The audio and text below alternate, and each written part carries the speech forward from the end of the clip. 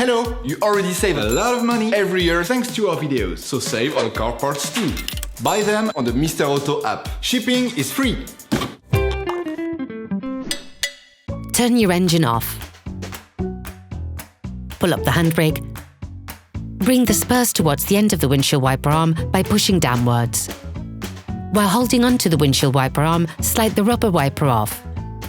Place a cloth of folded paper towels onto the windscreen to protect the glass as you place the arm down.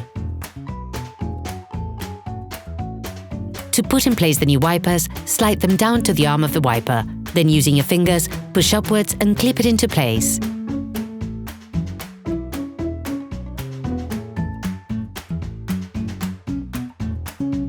Lift the arm of the windshield wiper. Position your right hand on the arm to hold it in a raised position.